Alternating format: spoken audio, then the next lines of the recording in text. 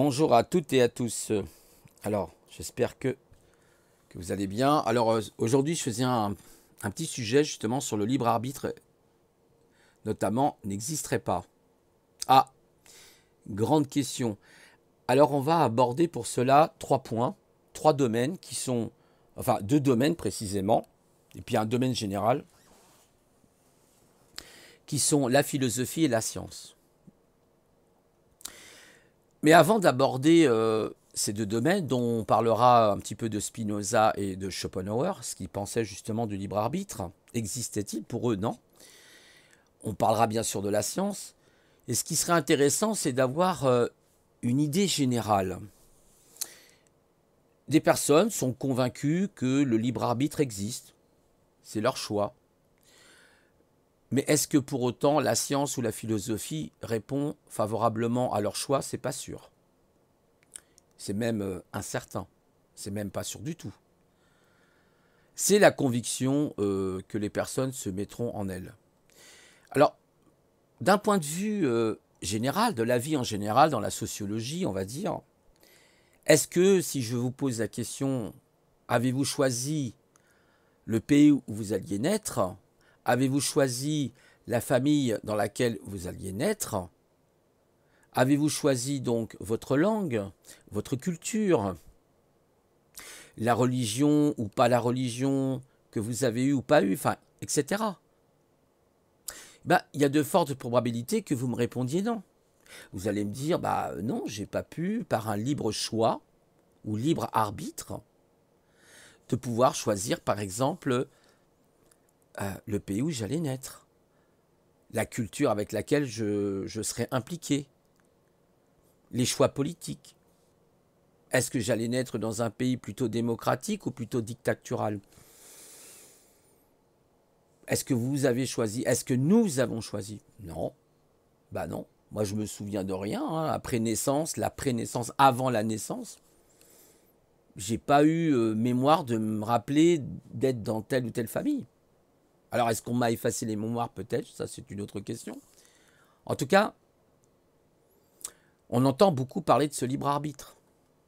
Beaucoup. Et ensuite, vous grandissez. Alors, déjà, il y a l'école. Bah, écoutez, voilà, on vous dit, vous allez à tel endroit, etc. On peut ne pas être d'accord, hein, mais c'est comme ça. Le gouvernement a choisi pour vous, peut-être, hein, voilà. Vos enfants iront à l'école, les parents les envoient à l'école. Vous devez recevoir une certaine éducation, voilà. Et puis après, ben, il y a l'école, vous n'avez pas choisi non plus l'instituteur, l'institutrice avec qui vous seriez.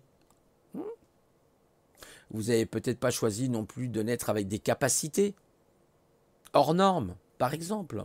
Et que vous vous retrouvez dans une école, effectivement, qui n'est absolument pas adaptée à votre manière de penser, de réfléchir. Évidemment. Ça a été mon cas, c'est le cas de beaucoup de zèbres. Mais, pour autant, peut-on parler de libre arbitre? Certains vous diront, mais oui, par exemple, tu peux quand même choisir ta carrière.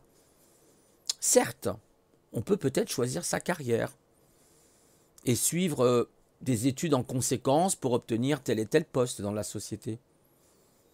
Mais faut-il encore qu'on y arrive? Ça, est-ce qu'avec votre libre arbitre, vous allez pouvoir y arriver? C'est pas si sûr que ça. Et puis, malheureusement, vous avez bien sûr heureusement, vous avez eu le poste tant convoité que vous avez voulu. Et puis voilà que vous tombez malade. Avez-vous choisi à ce moment-là de tomber malade? Non. Si vous aviez eu le libre arbitre, vous auriez pu dire non, je ne tomberai pas malade. Et malheureusement, vous êtes tombé malade. Et vous avez plein d'exemples comme ça. Pareil, j'entends des fois des personnes qui se disent être souverains. C'est très bien. Moi, j'ai rien contre le principe de la souveraineté, parce que d'ailleurs, j'en ai parlé dans mes vidéos. Et c'est très très bien. Mais est-ce qu'on est si souverain que ça? Même quand on est souverain? Ben non, vous n'êtes pas forcément libre de votre choix. Vous dites par exemple, je décide de ne pas travailler. Ben d'accord, c'est bien, vous avez fait le choix de ne pas travailler. Sauf que, il y aura toujours quelque chose qui vous ramènera à l'opposé de ce que vous pensez. Par exemple, vous avez besoin d'argent, vous avez besoin de sous, vous avez besoin de ceci, cela. Alors vous dites, ben oui, mais j'ai pas besoin de travailler. J'ai par exemple, grâce à l'État, l'aide nécessaire avec les ASS, la CAF, le RSA par exemple. Ça ne veut pas dire que c'est mal, hein, c'est pas ce que je veux dire. Le RSA d'ailleurs qui veut dire le revenu de solidarité et d'activité. Or, il faut savoir qu'aujourd'hui, si vous avez le RSA, c'est parce qu'il y a des gens qui ont payé, il y a les impôts ou que sais-je. En tout cas, il y a une source qui est donnée pour que les gens aient le RSA. Ça ne veut pas dire que je condamne les gens qui sont RSA, c'est pas ce que je veux dire. Moi-même, j'ai été aux ASS pendant très longtemps, pendant plus de 5 ans. Et malheureusement, j'ai beau me dire, je trouverai si, je vais faire ça, bah, ça a été tout le contraire. Alors vous pouvez, oui, grâce à votre libre arbitre, soi-disant, faire tout ce que vous voulez. Sauf que pour le gouvernement, que vous le vouliez ou non, que vous soyez souverain ou pas souverain, mais notamment si vous êtes souverain, vous allez dire, moi je ne reconnais pas le système. Très bien, pas de problème. Jusque-là, tout est normal. Il y a même, je crois, des articles de loi. Enfin, de toute façon, voilà, le gouvernement lui-même n'existerait plus. Bon, depuis 2012, je crois. Ça, il faudra aller voir l'OPPT, l'UCCP pour cette chose-là. Mais est-ce que vous êtes pour autant souverain à 100%? C'est-à-dire, par exemple, autonome à 100%? Ben, vous allez dire oui. Par exemple, vous pourrez dire, bah, je vis, je ne sais pas, dans un village. Ah oui? Mais quand vous êtes dans le village, eh bien, les gens vont demander des comptes. Ils vont vous dire, mais monsieur, ok, vous vivez avec nous, très bien, pas de problème, mais il va falloir quand même participer à la vie du village, que ça soit pour, je ne sais pas moi, réparer des choses, nettoyer, etc., etc., etc. Chacun ayant sa tâche. Donc, vous n'êtes pas si libre de vos faits et gestes. Vous comprenez? Vous vous faites arrêter, par exemple, par les gendarmes ou la police. Très bien. Vous allez dire non, mais je ne reconnais pas, je ne vous reconnais pas en étant... Vous n'êtes absolument pas représentant de la loi, donc je ne vous reconnais pas. Oui, vous pouvez agir comme ça, mais vous pouvez aussi vous retrouver en tôle ou dans le mitard. Et là, vous allez dire, bah oui, mais j'ai le libre arbitre. Non, la preuve que non. Parce que si vous aviez le libre arbitre, vous pourriez effectivement à ce moment-là décider de sortir et de dire oui, bah, vous comprenez. D'ailleurs, si on avait notre libre arbitre, ça irait même beaucoup plus loin. Vous pourriez même décider de à quel moment vous alliez mourir. Voilà.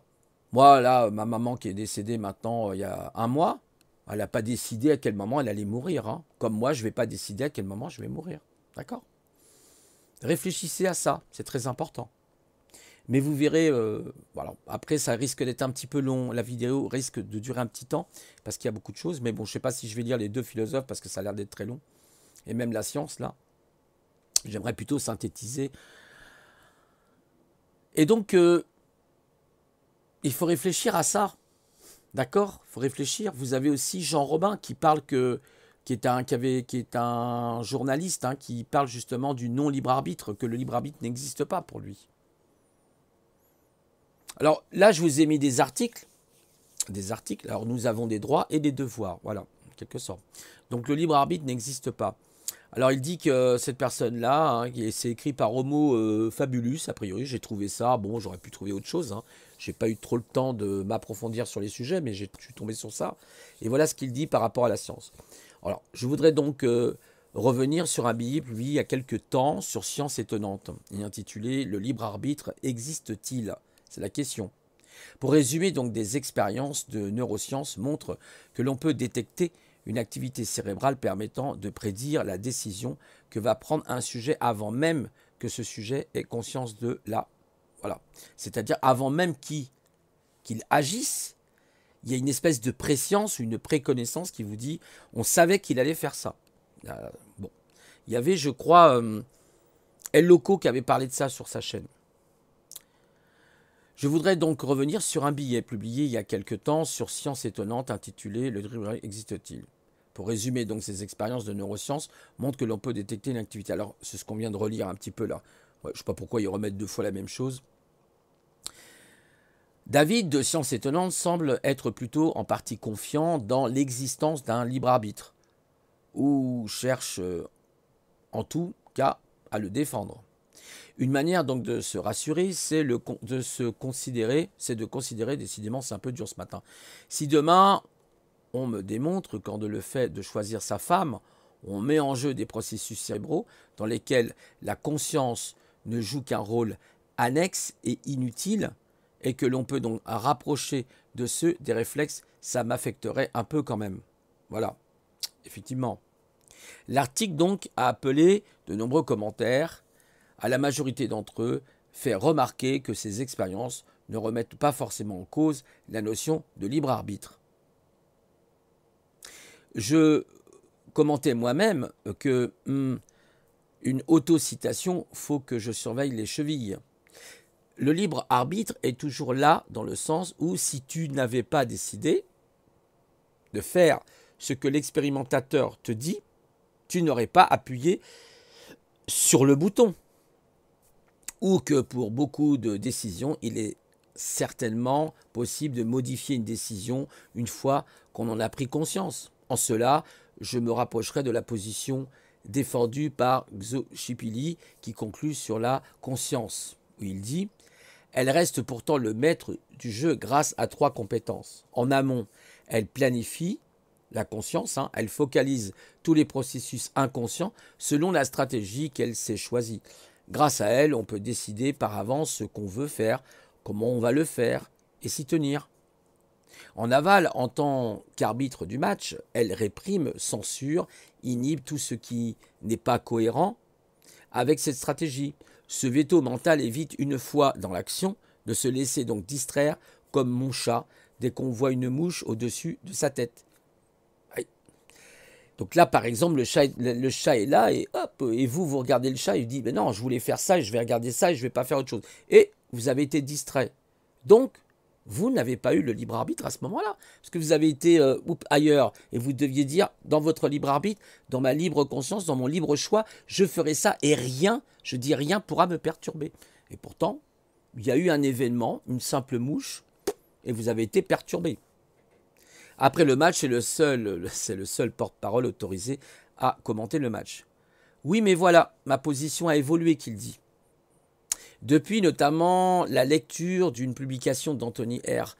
Kirchmore, et pour avoir suivi les discussions du Moving Naturalists Forward.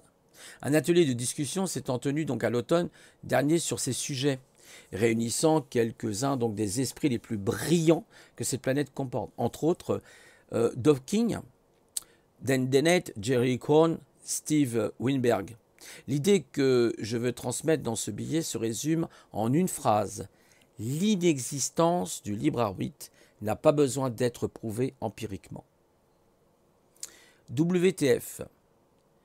Ce que ça veut dire, la question. Ce que ça veut dire. Que la preuve de son inexistence peut être faite juste en raisonnant et a déjà été faite depuis longtemps. L'idée est toute simple. La biologie est entièrement gouvernée par une sainte trinité, gènes, environnement, stochastique. Et vous avez même l'épigénétique qui peut modifier en plus éventuellement votre manière, votre terrain génétique, on va dire. Donc vous voyez déjà. Donc déjà, avez-vous choisi vos gènes? Votre environnement? Vous voyez, c'est ce que j'ai dit au départ. Qu'on le veuille ou non, quand on prend une décision, ce n'est pas le résultat de l'activité électrique de neurones construites par des gènes, influencés par un environnement au sens large, éventuellement soumis à des processus stochastiques, mouvement des molécules, mutations, etc. En y réfléchissant bien, la chaîne de causalité dans le monde vivant est bel et bien constituée de ces 3 éléments-là.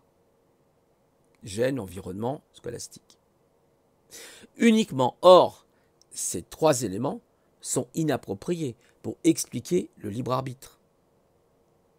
Je ne peux pas être tenu pour responsable de mes gènes, ni de mon environnement, et encore moins de la stochasticité dans l'univers. Alors la stochasticité, je ne sais plus trop ce que ça veut dire, il faudra qu'éventuellement on regarde sur Wikipédia. Vous dites, eh oui, mais déjà si on prend simplement les gènes et l'environnement, même sans parler de stochasticité, vous avez décidé, c'est ce que je vous ai dit au départ. Vous voyez, même avant que j'aborde le sujet, parce que là je suis comme Je suis un peu comme vous, je le découvre, parce que je ne suis pas réellement préparé. Hein. J'ai pris des articles, j'ai regardé un petit peu quand même un petit peu avant, vite fait, j'ai survolé. Et voilà, et je vous dis, je montre cet article. Le problème est vieux comme les Grecs, et je suis donc certain que l'homme y avait pensé avant même ses premières traces écrites, c'est le problème de la chaîne de causalité.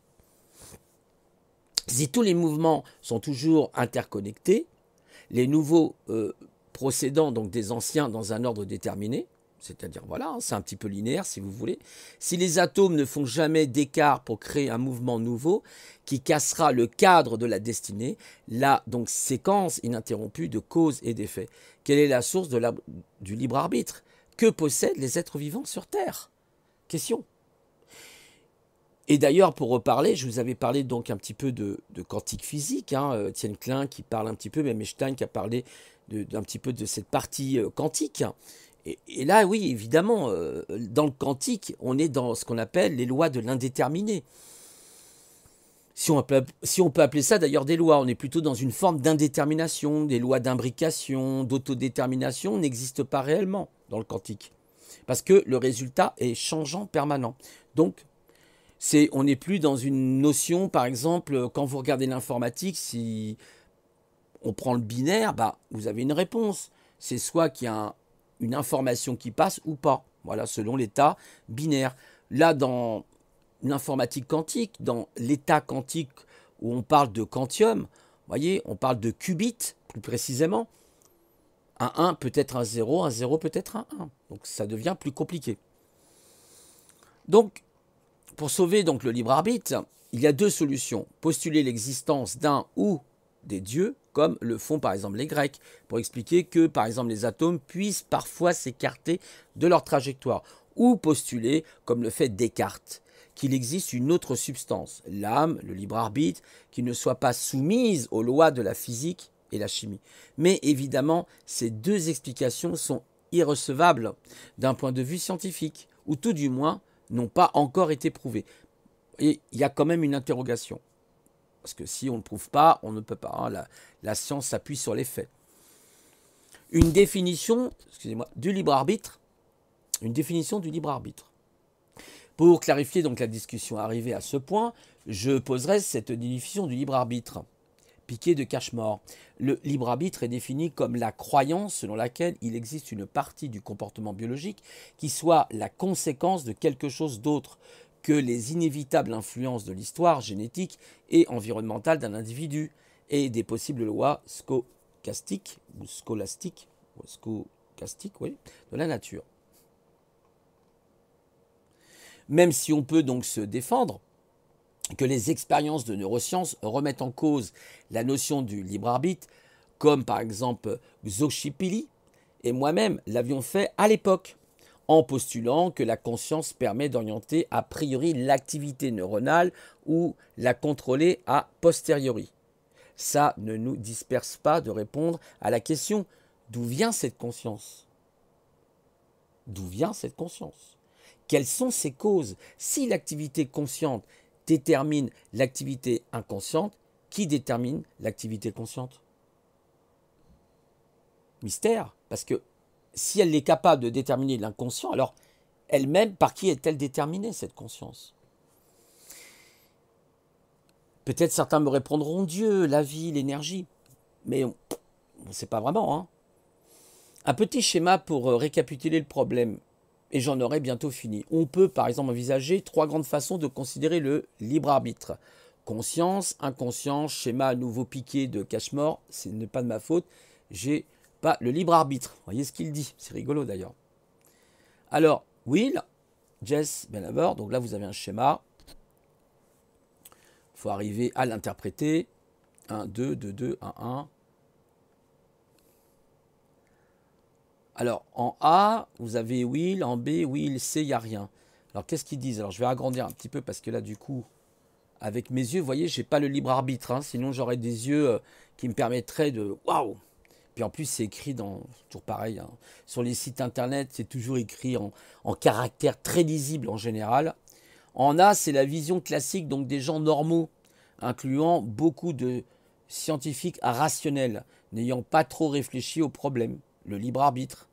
Will, influence la conscience, qui influence l'activité inconsciente, qui influence le comportement GES, c'est-à-dire gène, environnement, stochasticité. En anglais, stochasticity. Voilà. Donc là, on aurait la conscience, vous voyez, inconscience, neuronal activity. Voilà, GES, gène, environnement, stochastique.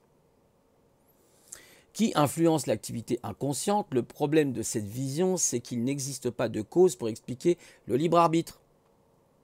Pour remédier donc à ce problème, en B, on postule que c'est l'activité neuronale inconsciente qui détermine le libre arbitre.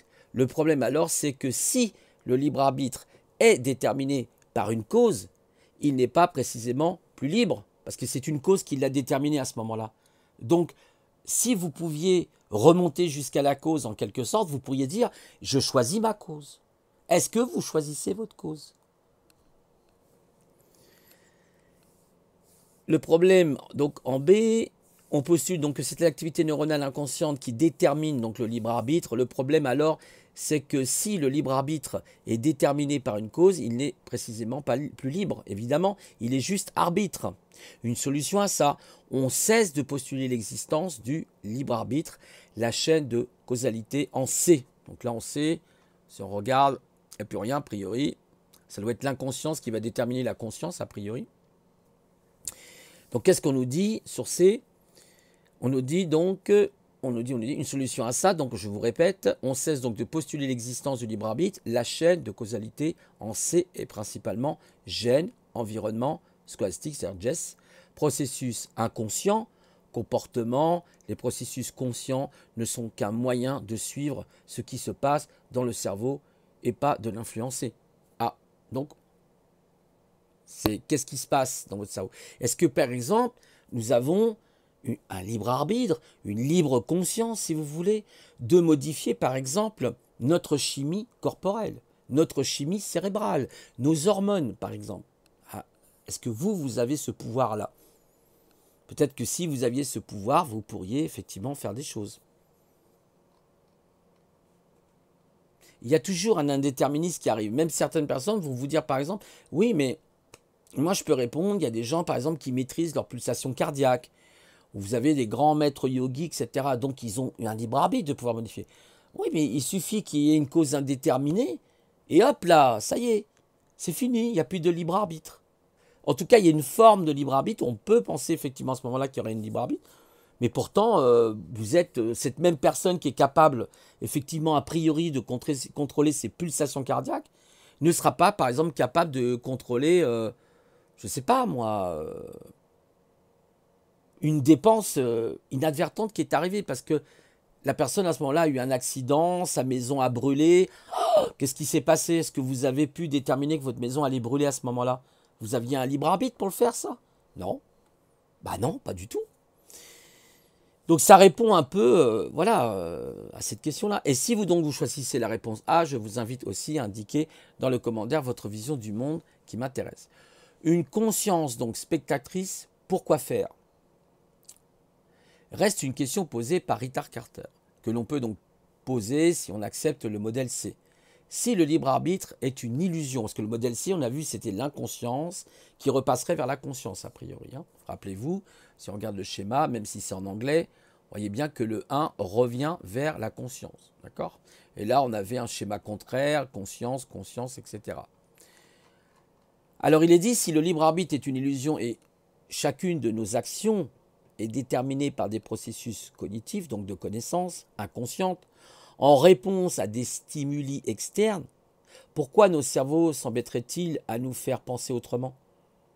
Ouais, question intéressante, hein, profonde la question. Pour ça que c'est important de s'appuyer sur la science. Les gens, il ne faut pas prendre comme un cheval de Troie toujours la science, mais en tout cas sur des questions comme le libre arbitre, oui. Il existe donc quelques hypothèses d'explication. En termes d'avantages adaptatifs, par exemple, étant donné l'aspect social extrêmement important de notre espèce. Une illusion de libre arbitre permettrait de nous donner un sens apparent de la responsabilité, qui nous pousserait à nous conduire de façon convenable envers les autres, ou encore avoir l'impression d'être à la barre de son cerveau et de savoir ce qui s'y passe, permettrait de mieux justifier ses décisions et comportements et convaincre les autres du bien fondé de ses actions.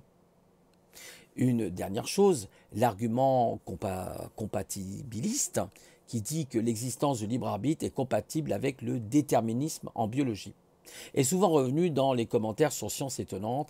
Cet argument, c'est même si nous sommes donc entièrement déterminés uniquement le produit de nos gènes et notre environnement, nous sommes quand même responsables car c'est notre cerveau qui prend les décisions.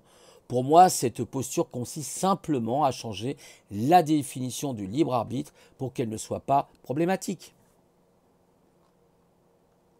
Il est dit, ce n'est pas parce que mon comportement est produit par de la matière biologique située dans l'enceinte de mon enveloppe charnelle que l'on peut parler de libre arbitre.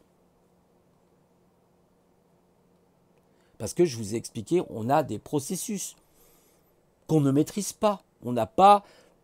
Le libre arbitre voudrait dire qu'on pourrait choisir. On pourrait dire, mais je choisis ça. Et rien, je dis bien rien, ne pourra s'opposer à mon choix. Peut-être que même, vous voyez, je diverge un petit peu, mais même la société dans laquelle nous vivons, on est là, on est en train de se dire, il se passe ça, mais avons-nous réellement le libre arbitre? C'est complexe, parce qu'a priori, non. En effet, les vrais gens, pour ceux que vous rencontrez sur des blogs de science, appellent libre arbitre l'idée de rétrospectivement, on aurait très bien pu se comporter d'une façon qu'on ne l'a fait.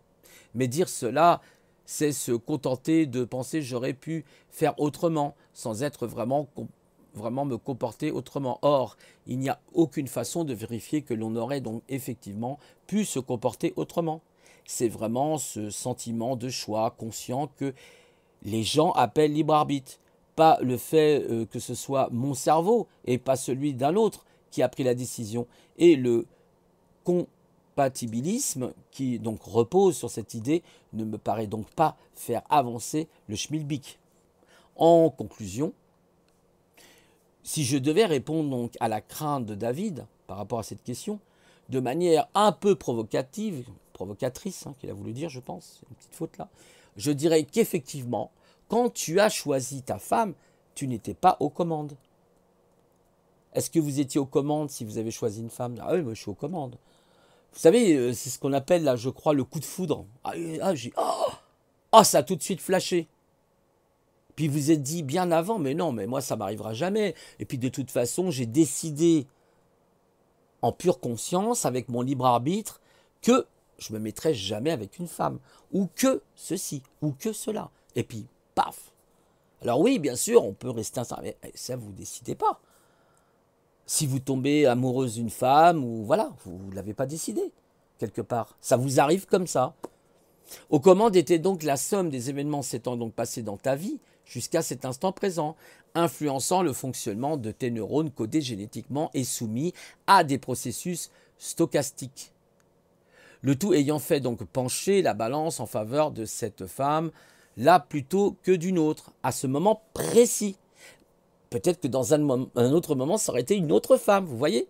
Même si l'on acceptait le fait que ta conscience ait joué un rôle actif dans cette décision, cela n'empêcherait pas de devoir répondre à la question « cette conscience sort-elle de nulle part? Et sinon, qu'est-ce qui la cause? Quelle est la cause de ta conscience ?» Si tu acceptes que nous sommes que des robots de viande et que le monde est déterministe, comment peux-tu encore penser que le libre arbitre existe? Eh oui, très bonne question. Si nous acceptons d'être des robots, etc., donc on est dans le déterministe. On dit « je détermine mon chemin, je détermine ma vie ». Donc, comment tu peux encore penser que le libre arbitre existe, hein? Voilà. Donc ça, c'est le côté de la science, mais on va voir aussi le côté philosophique. Alors, le côté, je ne sais pas si je vais tout vous lire du coup, parce que ça fait beaucoup. Je lirai peut-être pas Spinoza, on va peut-être lire Schopenhauer, si vous voulez, très contesté à son époque, Schopenhauer. Le problème du libre arbitre Tout ce qui arrive, arrive nécessairement. Alors là, on rentre dans le domaine philosophique. Qu'ont pensé notamment ces deux philosophes qui ont été Schopenhauer et effectivement Spinoza. Spinoza qui est du lourd. Spinoza, il faut le lire plusieurs fois et avoir un petit dictionnaire philosophique à côté de vous pour comprendre Spinoza. D'ailleurs, il y a Michel Onfray qui a déterminé ça en disant Spinoza, c'est vraiment du lourd, du très très lourd. Ça peut vous donner mal à la tête. Et moi, je ne comprends pas le Spinoza d'ailleurs, c'est très très dur. Comme l'eau ne peut pas donc se transformer ainsi que lorsque des causes déterminantes l'amènent à l'un ou à l'autre de ces états, même Schopenhauer d'ailleurs.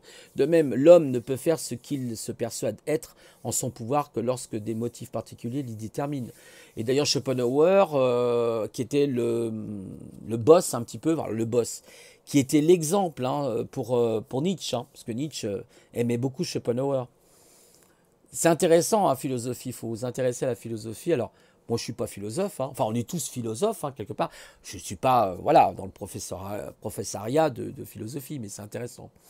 À la question, donc, disait Schopenhauer, sommes-nous libres? L'homme ordinaire répond sans ambiguïté, oui, puisque nous pouvons donc faire ce que nous voulons. Si l'homme peut faire ce qu'il veut, mais sa volonté est-elle libre, elle? Peut-il choisir indifféremment, en toute objectivité, quand deux choix se présentent à lui? Alors, les choix, ça m'embête parce que, en fait, est-ce que ce sont des choix ou des propositions? Parce qu'il sera obligé de faire un choix parmi ces deux propositions plutôt. C'est marrant, j'ai toujours un petit peu de mal objectivement à comprendre qu'il y ait deux choix. Alors, en réalité, vous faites un choix sur deux propositions en réalité. Bon, je sais pas, c'est un peu bizarre.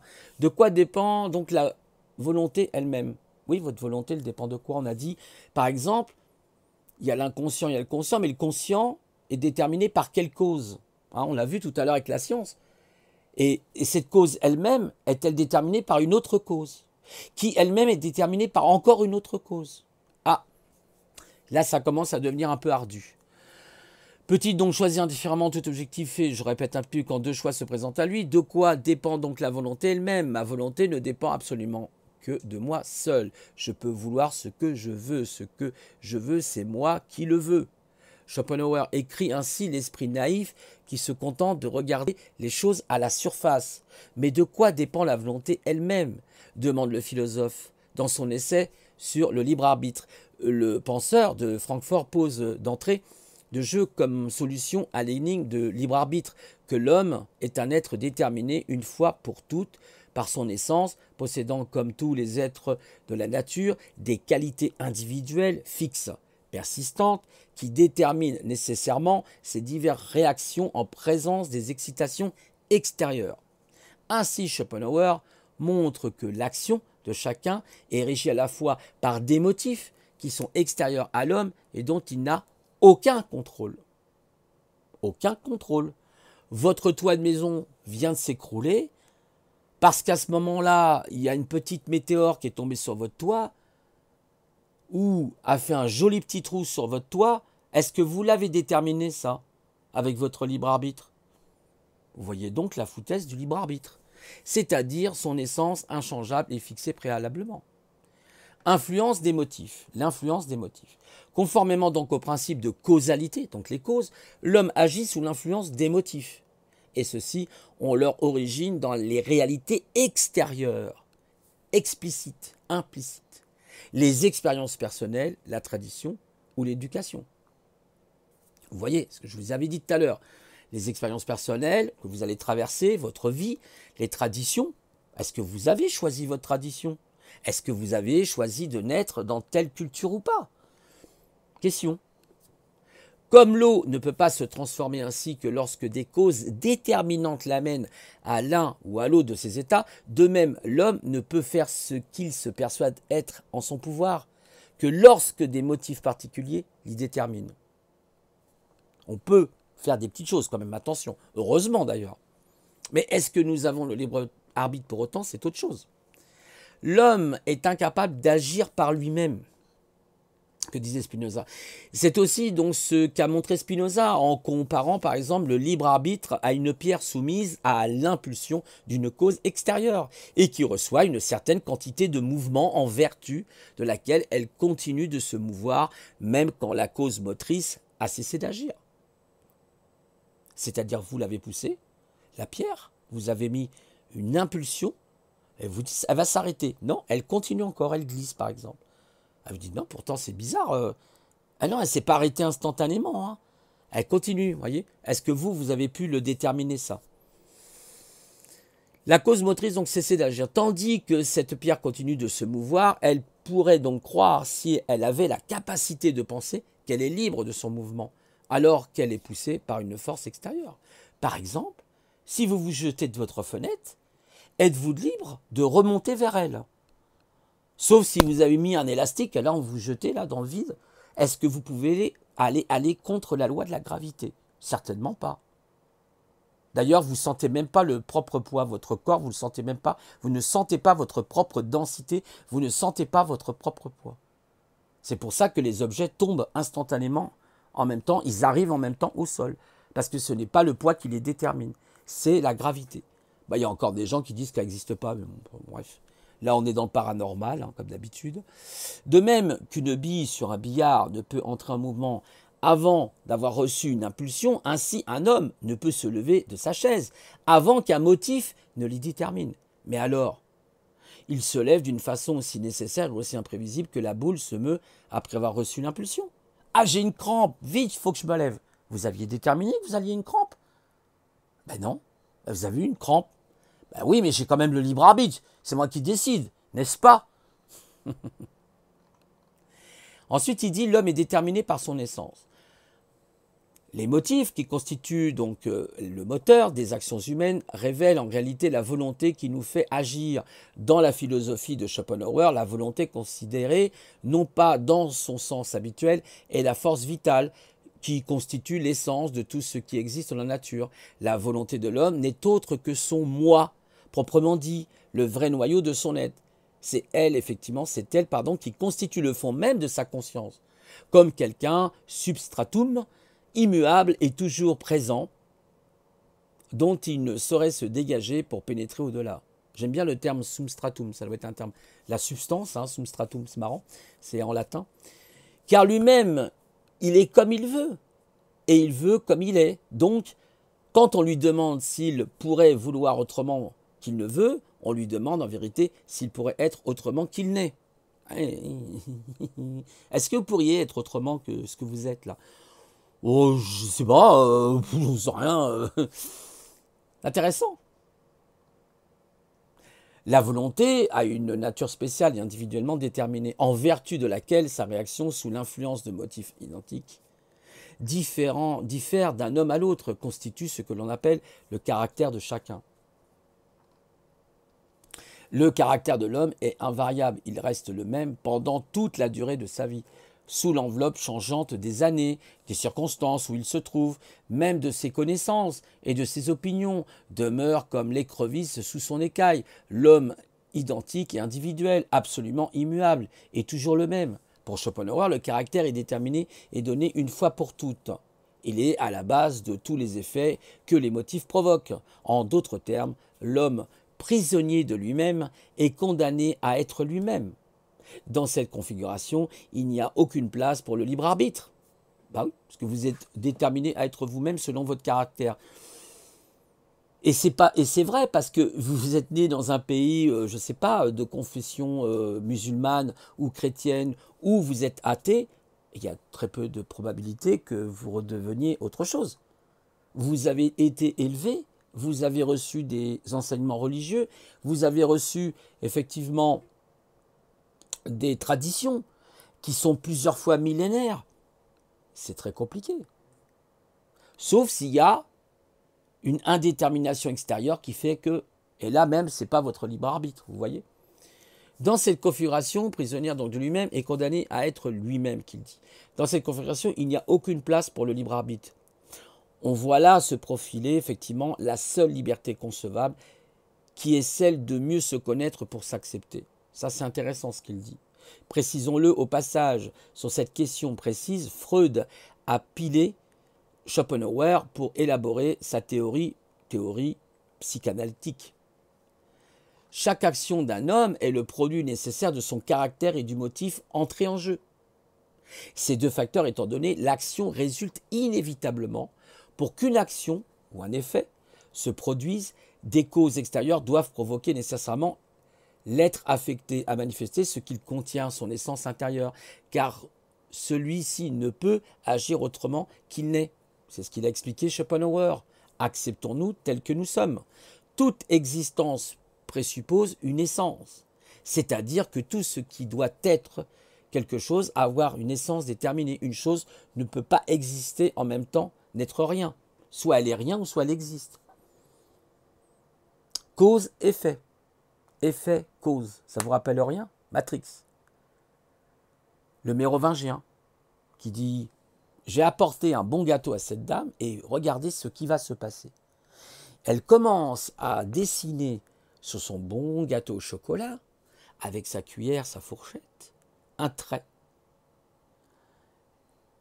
Elle prend le morceau qu'elle a détaché, elle le met à sa bouche, et que se passe-t-il? Une explosion d'hormones, une explosion de joie. Regardez là, elle essaye de se contrôler. Elle pense qu'elle a le libre arbitre et qu'elle peut effectivement se contrôler. Mais elle n'y arrive pas, c'est plus fort qu'elle. Comme quelque chose d'inconnu, quelque chose dont elle ne connaît pas la cause, a fini par prendre le dessus sur son comportement qu'elle pensait maîtriser. Vous voyez? Non, alors je diverge, j'ai pris cet exemple, mais regardez ce passage dans Matrix Reload et vous verrez, vous comprendrez tout. Donc, il dit, tout ce qui arrive, arrive nécessairement. Naïf, celui qui croit qu'il a effectivement une quelconque emprise sur les événements, serait bien naïf. La liberté consiste à accepter l'inéluctable. Nietzsche dira plus tard, avec la formule Amor Fati, qu'il faut non seulement accepter ce qui advient, mais aussi l'aimer au point de le vouloir à nouveau encore et encore. L'éternel retour, c'est intéressant. L'amour fati. C'est fati, ça doit être l'amour fataliste, ce qui arrive, fati je pense. Hein. Amor fati. Ou la mort qui arrive, enfin les choses qui arrivent. Voilà une formule intéressante, amor fati. Et l'éternel retour, c'est-à-dire on souhaite son retour éternellement. Que faire? Alors comment expliquer que la conviction, par exemple, du libre arbitre soit acceptée et enseignée comme un attribut de l'homme? Pour Schopenhauer, cette erreur trouve sa source effectivement dans la nécessité de mettre en harmonie la responsabilité de l'homme avec la justice de Dieu. Thème cher au christianisme. Si Dieu est à l'origine de tout, il doit aussi être responsable du bien comme du mal. Si le mal existe, c'est qu'il est voulu par Dieu, mais Dieu ne veut que le bien. C'est donc alors que si le mal existe, Dieu, à minima, n'y fait rien. Face à ce scandale théologique, le christianisme a vite fait de doter l'homme d'un libre arbitre pour qu'il soit effectivement responsable de ses actes. Ah, c'est intéressant. Vous voyez? Hop, religion. Elle vous donne des dogmes, elle vous dit maintenant, hop, faut revenir. Non, là c'est pas possible, il faut faire quelque chose. Non, pas rien faire. C'est intéressant ce que dit Schopenhauer quand on y réfléchit. C'est ce que, donc doter un homme l'abri je reviens, je me suis un peu perdu dans mes pensées, c'est ce que chargera de faire par exemple saint Augustin et d'autres philosophes chrétiens qui vont donc théoriser le libre arbitre comme explication de la non-responsabilité de Dieu dans les malheurs du monde. Dans le mythe donc du péché originel, l'homme devient le seul coupable parce qu'il aurait le choix de ne pas manger le fruit défendu. Cette explication qui satisfait le croyant ne réussira pas à convaincre le philosophe qui se demande que dirait-on de l'horloger qui s'hériterait contre sa montre parce qu'elle marche mal. Ah oui, marche mal. Il faut savoir accepter qu'elle marche mal. Voilà, donc le bien, le mal, vous voyez, c'est parce qu'à un moment donné, il y a eu effectivement cette demande de dire, mais oui, mais Oui, mais c'est quand même incroyable, Dieu veut le bien. Oui, mais alors, si Dieu veut le bien, pourquoi alors la nature est faite aussi du mal dans ce cas-là? Eh oui, je vous ai dit la dernière fois, si vous allez dans certains endroits de la nature et que vous n'y prenez pas garde, vous vous faites piquer par une bête vénéneuse, vous pouvez mourir très rapidement si vous n'avez pas l'antidote. D'accord? Ben, vous dites non, la nature, elle est bien. La nature, il n'y a pas de problème. Oui, bien sûr qu'elle est belle, la nature, bien sûr, mais elle vous offre un voile. Elle vous offre un certain paysage. Mais qu'est-ce qu'il y a derrière? Vous savez, c'est comme on dit, qu'est-ce qu'il y a derrière le décor? Bah, le bien, le mal, il n'y a pas de distinction. Vous comprenez? Liberté de la volonté. Et on s'arrêtera là. Schopenhauer conclut son essai en démontrant que la liberté réside dans l'essence de ce que nous sommes, c'est-à-dire dans la volonté et non dans l'action. L'essence de l'homme est libre, mais son action est nécessairement déterminée, car c'est parce que nous faisons que nous reconnaissons nous-mêmes ce que nous sommes. L'homme ne fait jamais ce qu'il veut.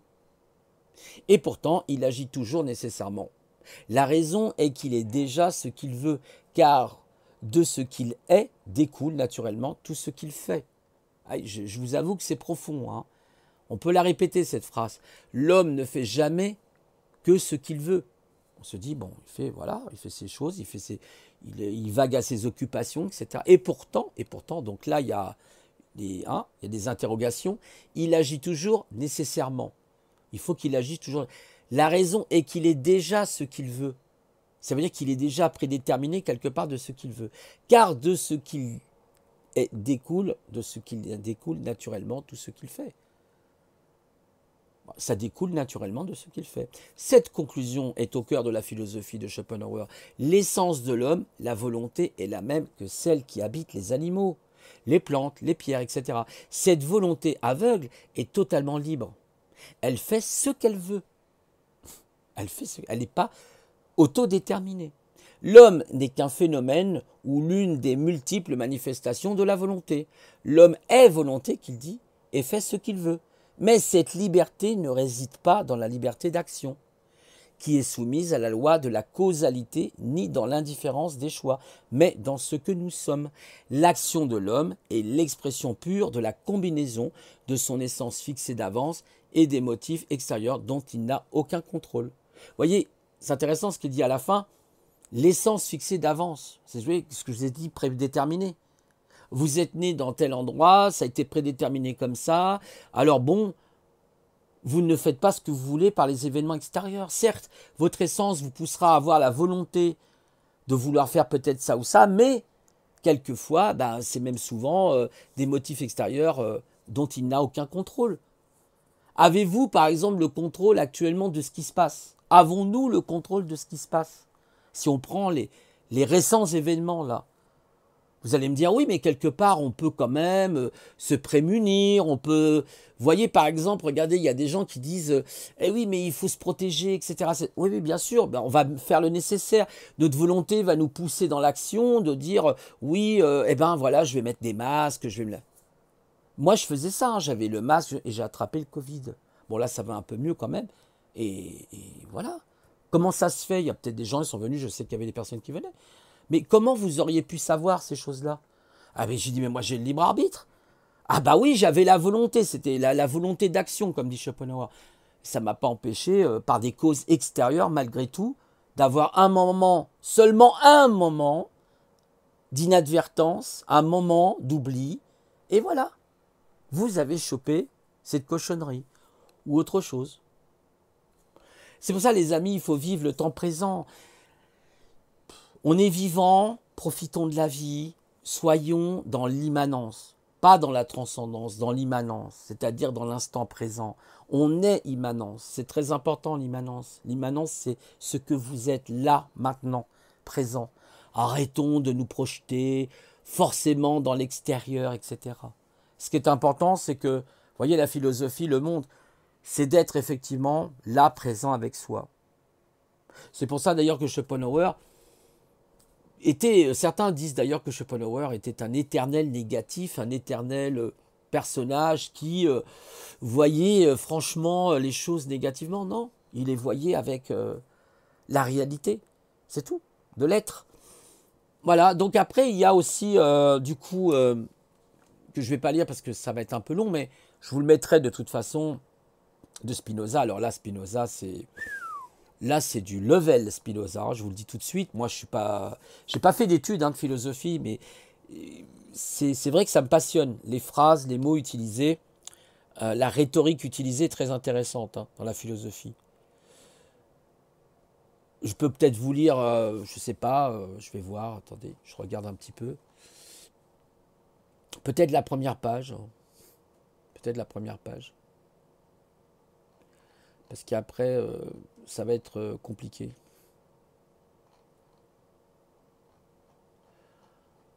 Je ne sais pas ce qu'il est dit parce que je ne l'ai pas lu avant. Enfin, j'ai pris cet article sur le, comme on dit, sur le vif.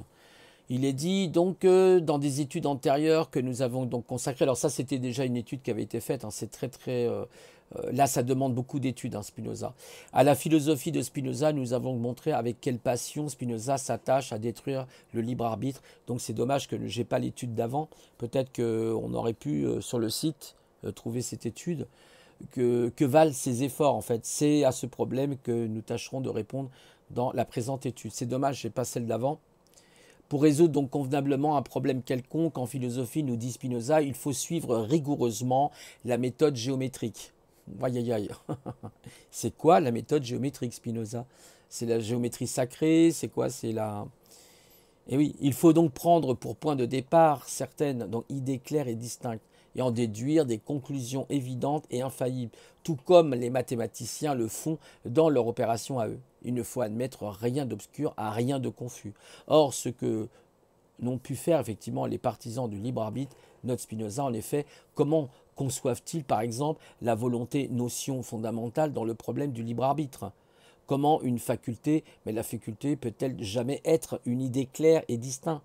L'idée claire et distincte se fait comprendre par sa propre lumière, par sa propre essence. Or, est-il possible de comprendre une faculté par elle-même?